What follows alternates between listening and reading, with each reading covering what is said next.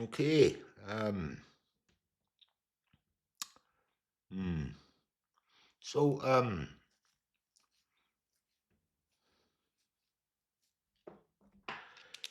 was wanting to touch in about something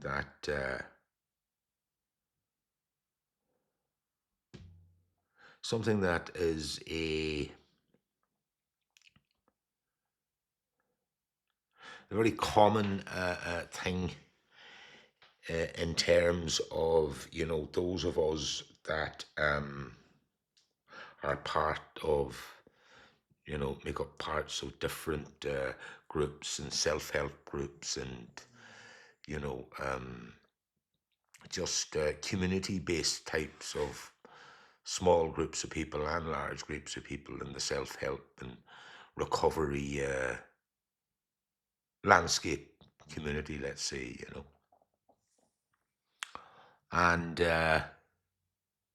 what I'm getting at is this idea of helping each other, which is important, and just feeling into what are the limits, do you know. I was talking to a couple of mates there during the week, and one of them was describing a difficult encounter that they had, in terms of when they reached out to an individual and a couple of individuals,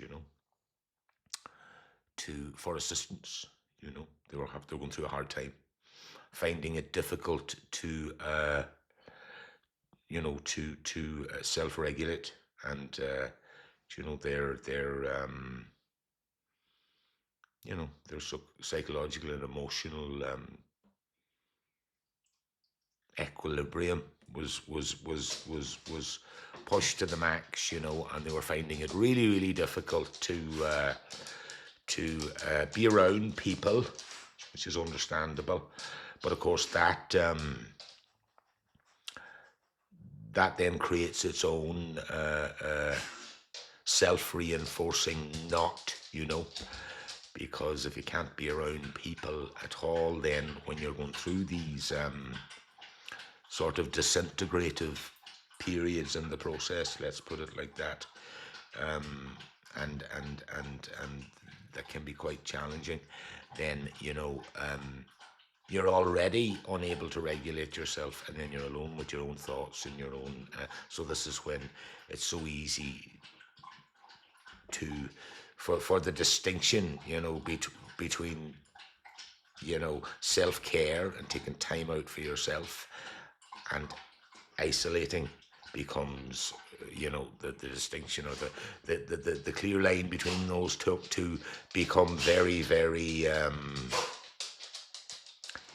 shady and porous, and and you can cross over into isolation and not know it, so understandably it's a pernickety place to find yourself. And I have found myself at many times along the way in my own process over the last 25 years or so, where those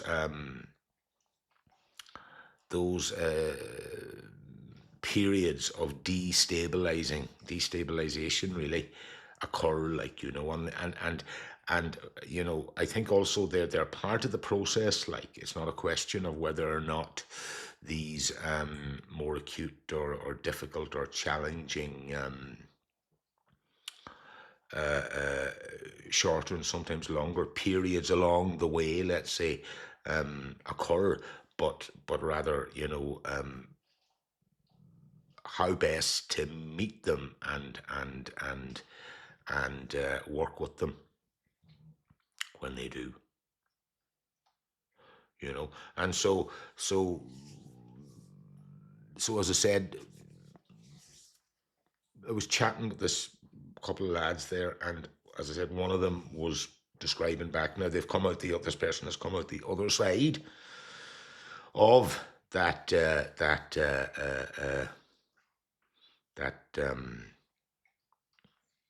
has come out the other side of that difficult place that they found themselves in, thankfully. But he was talking about how those that he reached out to, or in the recovery and self-help communities and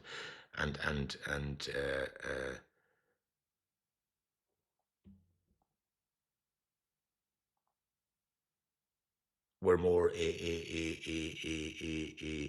for in his experience were more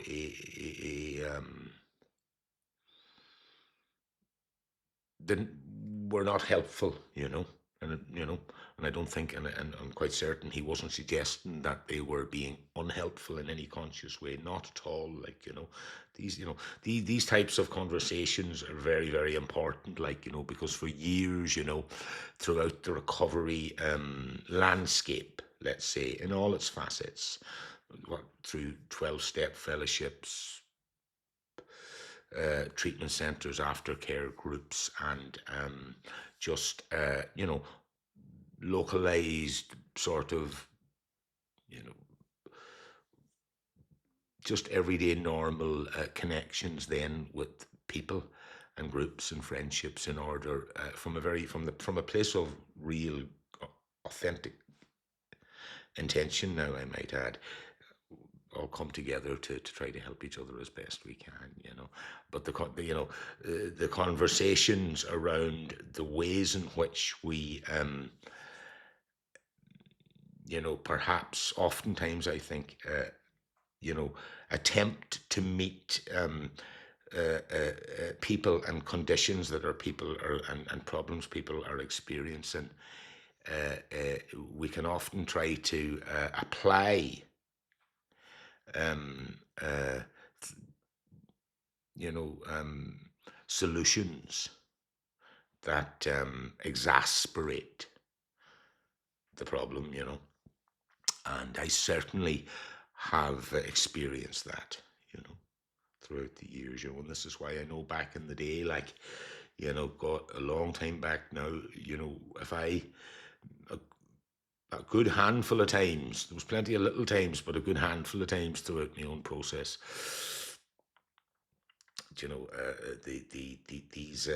these more darker or difficult passages within the larger process that I found myself in having to try to move through um, are very misunderstood and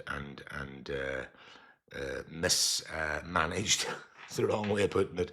By the potential for mismanagement, misunderstanding within the broader recovery community, let's say, is strong and high. Now, so that's what this conversation, or this feeling into this today is about. Just before we go on, like, and that isn't for a second, obviously, to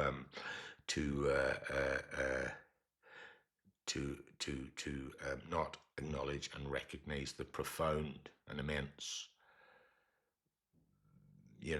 power in terms of helping each other and others that these larger 12-step fellowships, recovery communities, and because recovery has grown and evolved in so many ways, and there's a lot more than 12-step fellowships operating now as well,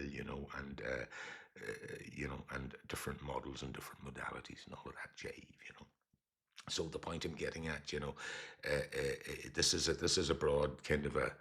There's no, and neither am I going to give any sort of indication or hint even of what particular group or community based type of let's say you know um,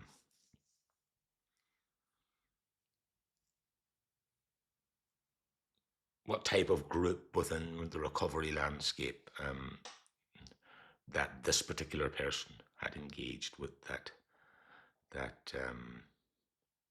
he felt had frustrated and really, added sort of, he felt like he went from the frying pan into the fire. I'm not going to suggest, right, I'm not even going to hint at who or what type of group that was, because this is not what this is about, It's just, this is about, uh, you know, feeling into this, what this brought up in me, as usual, having the conversation with the two lads, and also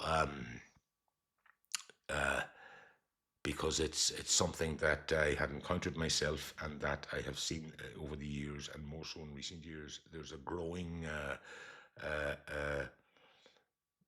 okayness, with people being more comfortable with having these types of conversations, and that is a good thing, because it wasn't always that way.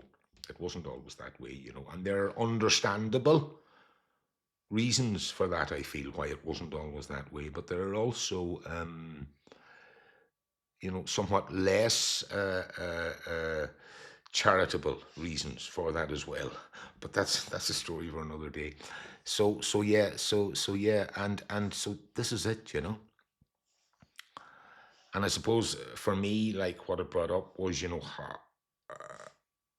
how it's how to help people, depend and in the sense that what does it even mean to help people, and straight away off the cuff, and I wouldn't always have felt this way, but you know I have to be able, to whether I'm the one that's reaching out to somebody else or somebody's reaching out to me, the person that's been reached out to has to be able to to accept that other human being precisely as they are, without wanting to fix them or change them in any shape or form. You know, that sounds very simple, and I'm sure most people will say, "Well, of course." But we're all human, and we're all imperfect, and we all have our own wee fucking blind spots, and it rarely pans out like that, And in the recovery landscape, and it's so easy to, you know because out of an honest desire to help, one sometimes feels that, you know that you can give them a formula, or simple, that may not necessarily even be embodied in ourselves, you know and what you know and we can often do that because we're actually not inhabiting our own bodies fully. I've definitely experienced that way, and that's when it gets difficult, because if you are presented, or you are, if under whatever conditions, you know um now we're talking in non-professional relationships here, of course. um if you are, find yourself, or any of us, in the position where you have either been reached out to, or reach out yourself, and the encounter is, you encounter a human being, another person, who is experiencing who is in the middle of I won't say breakdown because it's way too simplistic, in the middle of a disintegrative chapter within their larger process. Now, I'm not talking here about people who, are still stuck in the middle of their main problem, be it addiction, be it alcoholism, be it drugs, be it any other amount of, you know, I'm not talking about. I'm talking about people that have often come out of it and have moved, and have found new feet for a year, 2 years, 3 years, 4 years, and 5 years, and 6 years, and 7 years, even, and then we get to 10 years and beyond, even. Do you know? And somewhere along the line in this process, the process deepens, and deep shadow material starts to emerge that they hadn't counted upon. And then this descent, and then all the tools that they might have been using up to that point seem not to work anymore, you know. I come across it a lot, just normal chatting with mates and that and different people, you know. From where I'm standing, it's a very, very common phenomenon, and it seems to be something that is increasingly becoming more so. I can't begin to tell you how many people I've come across in just normal ways, simple ways in the last 2 years, like alone, where, you know, people that have, you know, turned their whole lives around, you know, people that have managed to climb their way out of fucking hell, like really, and you know, have traveled well into building a decent and good and fulfilling life. I can't begin to tell you how many people I've come across that are experiencing these disintegrative um, episodes within the larger context of their lives, within the larger context of their journey of recovery within their lives, you know. And yeah, it's definitely in my experience anyway. It's definitely gathering momentum. These instances, like no doubt about it. And so the last day talking to the lads, this was definitely another one of those instances. And as I said, I can totally relate to it, you know. And in my own process, those destabilizing periods, you know, and they can be seen as a big huge problem, and often they're not. The problem are often they're simply there's certain amount of you've traveled over a certain amount of ground, like let's say, and next thing there's enough space and you know and there's enough space, and there's enough hopefully capacity within your system, if you like, for you to inhabit and be relatively okay for when deeper shadow material then can come to breathe and to move and to integrate itself, you know. And so, not always, but more times than not, the appearance of these destabilizing periods and the sort of symptoms they have are more often than not, they're actually a sign that you're ready for the next fucking heave ho. Like there's they're ready for a deeper and something, you're ready for more stuff to be uncovered and integrated and met, you know. But if you have if you have developed, like I certainly had, and like I think everybody, I've not come across anybody that as I said, has experienced this that hasn't in their own way um developed, knowingly or otherwise, a narrative within themselves that said, God, I'm going okay now, so I'm over all the worst of it, like, and it's I have surrendered fully into all of this, and next thing, boop, then why am I not able to? Why am I still, why is there still why is there still this coming up? Why is there still that coming up? Why is there, all of the rest of it, and why am I not okay, deep down, like, you know, why, and the problem, I've come to see for myself anyway, it isn't that one isn't okay. It's just that one's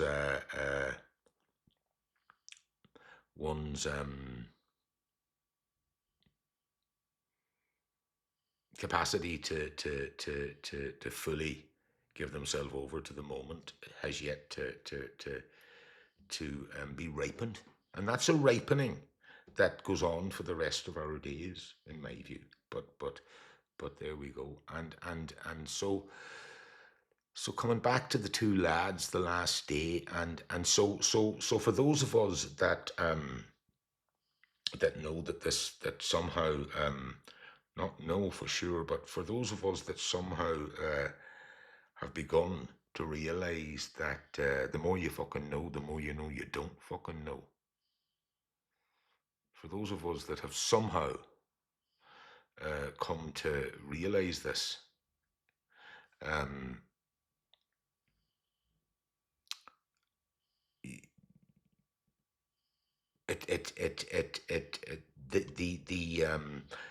the instances of people appearing that have been doing well for years and next thing fall into this sort of almost find themselves at the edge of a psychotic pit. I know that's an overstatement, but it feels like that. It can feel like that. I know this from people that have spoken to me about it, and I know it from my own experience as well. Uh, uh, um,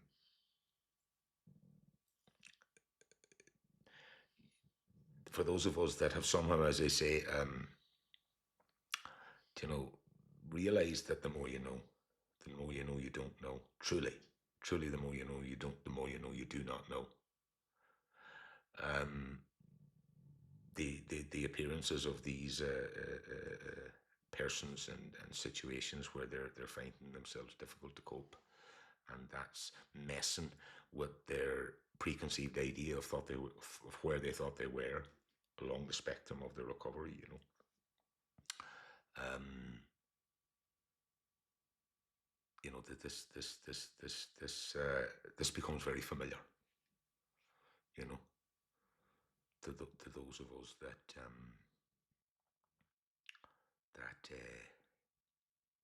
thought that too, and then realized that, wait a minute, okay, began to realize that surrender is as much a practice as it is something that happens, and then a couple of times, and then I get on with my life and work the tools, the simple tools of recovery or whatever it is, and do the thing I'm supposed to be doing. And all of that's important. I'm not saying it's not important, you know. You know, uh, uh, uh, it's important if it's what works for you, is what I'm saying, and that's up to everybody to make that decision for themselves. But what I'm getting at here is that, yeah, yeah. What then when all that? What happens when all of that? Everything that worked to keep to keep you stable and to keep you together as a person in this, you know, in this more integrated and more sober, let's say, or way of living. What happens when that seems to not be working in the same way that it was? What happens when we hit this place? Out, and everything, everything that we have leaned on or used. I mean that in a positive sense. Everything we have leaned on and used, and all those tools that we have learned and developed, that brought us to this point. What happens when they stop working? Or is it even that it's not that they've stopped working, but that perhaps now we're at a place where a deeper surrender is required. But and this is why we find ourselves, going back to the beginning, and that, like my two friends, or the chap was saying, we find ourselves in this place, where we have the awareness and understanding and enough learned about our own mechanisms, if you will, that I don't want to isolate, but I can't be around people because there's this thing going on in me, and all the usual stuff isn't working. What happens then? What happens then? and that disintegrative process, and I can't go left, and I can't go right, and I can't go up, and I can't go down, you know, and I cannot surrender into it either, you know.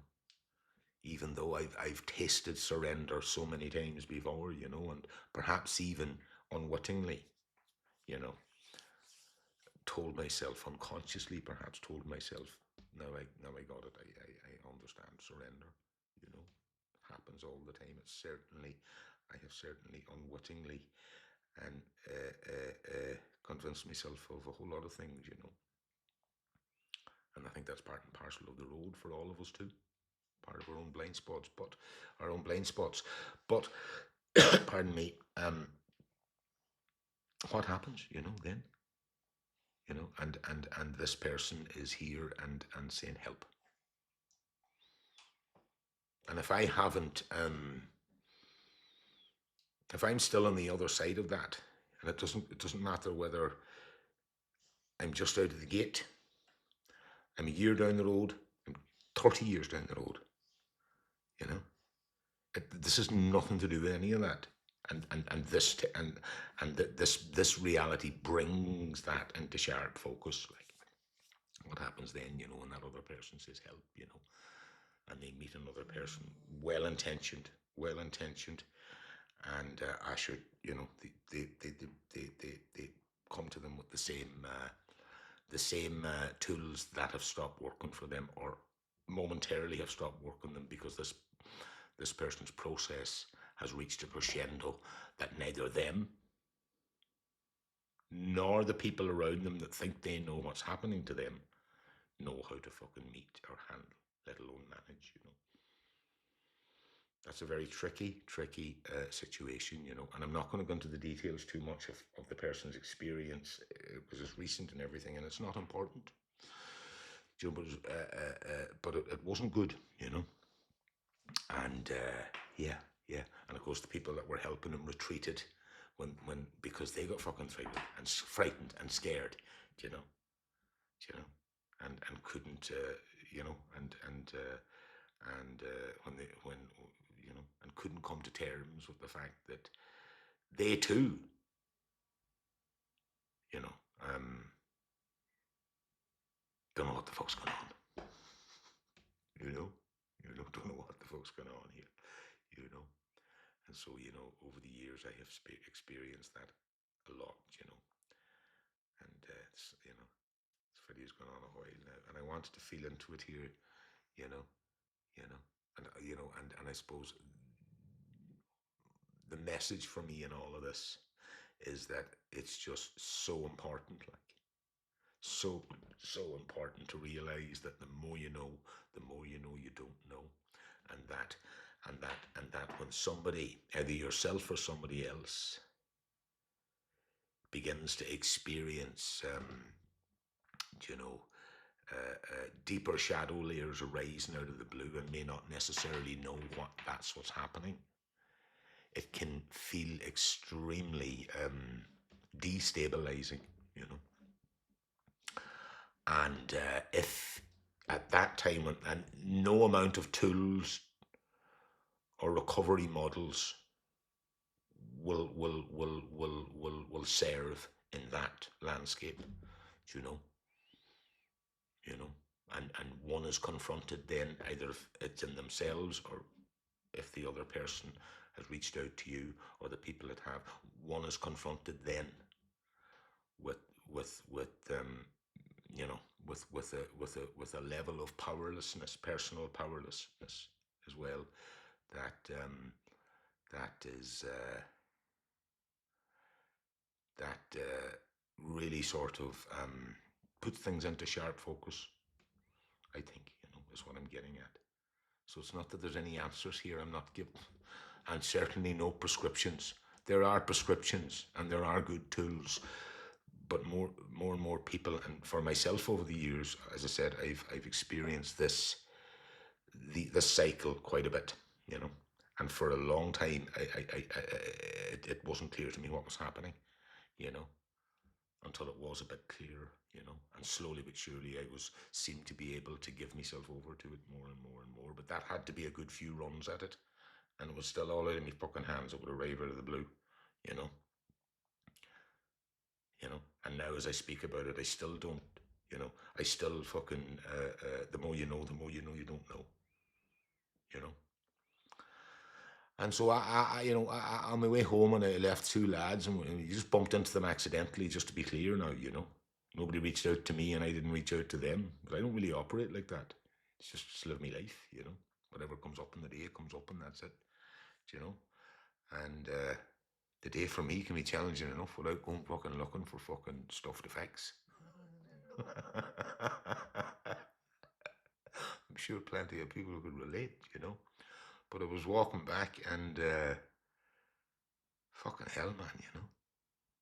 And he's all right now, that boy, and in the same that he's back out of that, and not just back out of it, like, because you don't mean to, but you can refuse to go into it, like, because it pulls you in, and two things then, only one or two things can happen. You either fucking drop off into a fucking psychotic fucking state, you know. That's it. That's maybe, I don't want to sound fucking, but into this sort of deeply disassociated place, like, where the only answer then is some form of professional help, and that's the thing. You see, that's the thing. So those of us lay people like me, regular folk like me, we meet these people with stuff that's worked for us, and oftentimes we don't think oftentimes we think we know a wee bit more than we know, not because we're fucking arrogant or any of that, because we're human, It's all right, like, and but unfortunately, and because of that, we don't realize we're in over our fucking heads, like, and we're doing more harm than good, So yeah, and in those instances, like as I said, you either fight it and because get caught quite literally in this disassociated space within yourself, like. And the only answer at that, if it's gone that far, is professional help. It's certainly not more recovery models. Now, if you haven't gone that far, and you're lucky enough to to be able to meet anybody that can just sit with you in it, like, without wanting to fix it or change it, which is also a tricky fucking game, like, because if it's a guy, or and depending on his conditioning or whatever the case may be, anything can fucking kick off, anything can kick off, I remember years ago, there was this one chap, and it's been a hard time, and a big drinker all his life and everything, but a whole host of other issues, and we all did have anyway, and sure, it's all over the place now, and the two chaps that I used to, and I still have a good time for them. Haven't seen them for years, nice fellas. They didn't mean any harm, but they thought they knew what they were doing as well, and set them right over the fucking top, Set them right over the top, There's countless examples of this, and I as I say, after coming away from the two lads there the last day, yeah. That's because I've had this the impulse has been to try to keep in tune with this channel this year anyway, and try to get a video every Friday, let's say,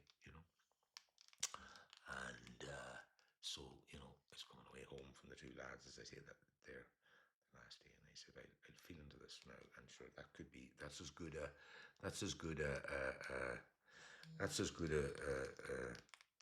a topic to feel into this week as any, Otherwise, sometimes too, oh, this topic, that type, and you get fucking, You're trying to choose, and you know, too many choices is not good for a man like me.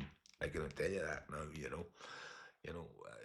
a painter. You know, an artist. I love to paint. You know, and I always say, you know, that the less colours and the less brushes I have, the better. Like, if I had a pile of brushes and a pile of paints and a pile of equipment, I get fuck all done, you know, because I'm not good with choices. I'm funny now, but I'm not good with choices, you know. The less choices that I have, the better, you know. For sure, you know. Aye, for sure, you know.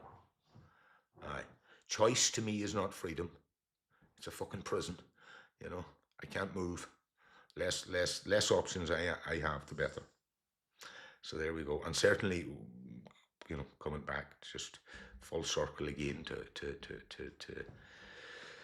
this thing we're feeling into here this evening, like, you know, when you know when one enters, when this sort of when deeper shadow material starts to just appear, and one doesn't know what to do with it, and fear sets in, and sort of a sense of stabilizing and disintegration begins to occur in your system. Like, you know, you definitely fucking, you're out of fucking choices, like, you know, and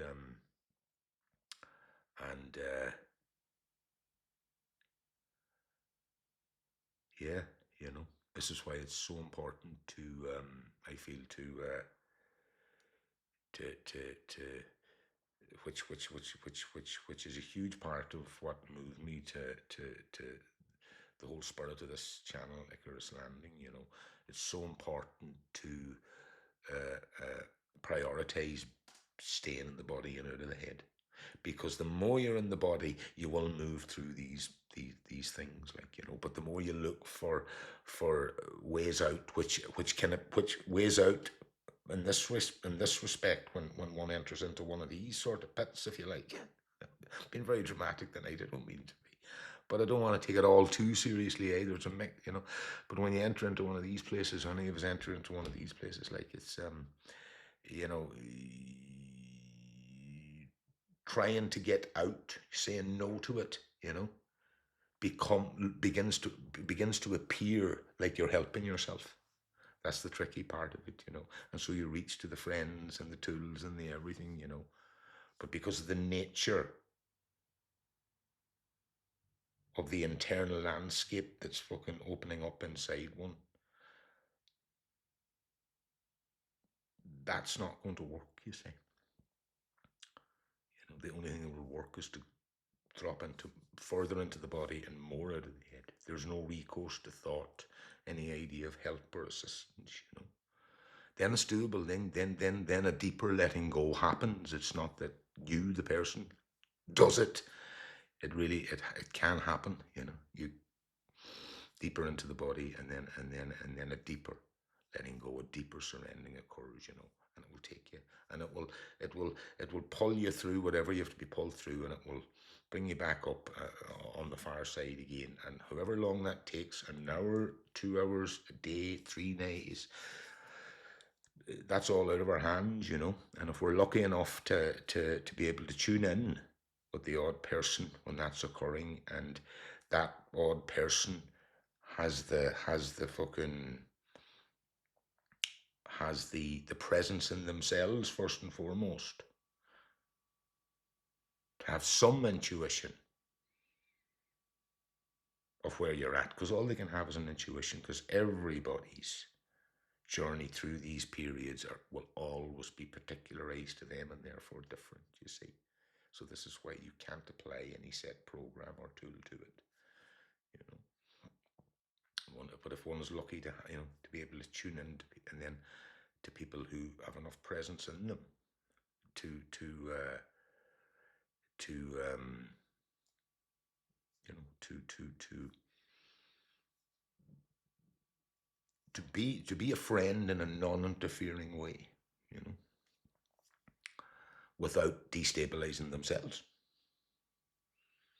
Um, that's a good thing too, you know, because it's a place where there are no prescriptions.